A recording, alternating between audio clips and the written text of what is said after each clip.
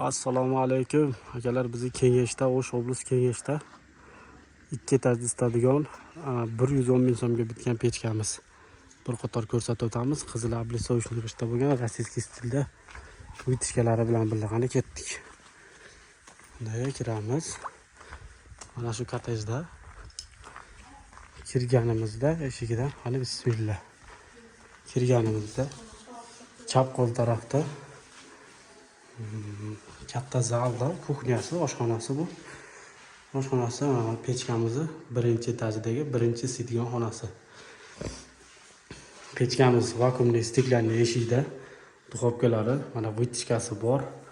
Qizil kremlovskiy g'ishtda, shoflari oq bo'lgan pechkamiz bitgan holati, laklangan, termostoykada kraskalangan. O'tinadigan tarafi bu. Bu xonadan chiqib spalniga kiramiz. Spalniga kirganda очистка eshigi, ikkita duxovkasi, bu tomoni polностью g'ish. Ikkinchi xonasini isitadi. Endi lestnitsadan yurib, yosh bola o'ynayapti. Lestnitsadan yurib ikkinchi etajga chiqamiz.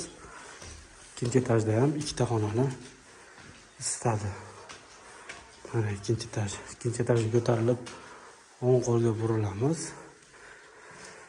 Uchinchi isitadigan xonasi, katta temir duxovkasi, termostoykada kraskalanadi, ikkita очистный eshigi bor. Bu yerdan chiqib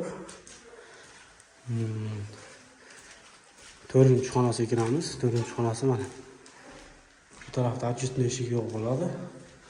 Katta temir nimasi. Pechkamiz 110 ming so'mga bitgan. Trubalari, mo'rilari ham g'ishtdan ko'tarilgan, chumchuq yo'solmaydigan bo'lgan akalar. Bu yoqda ikkitani, xuddi shuni pastida ikkitani isitadi.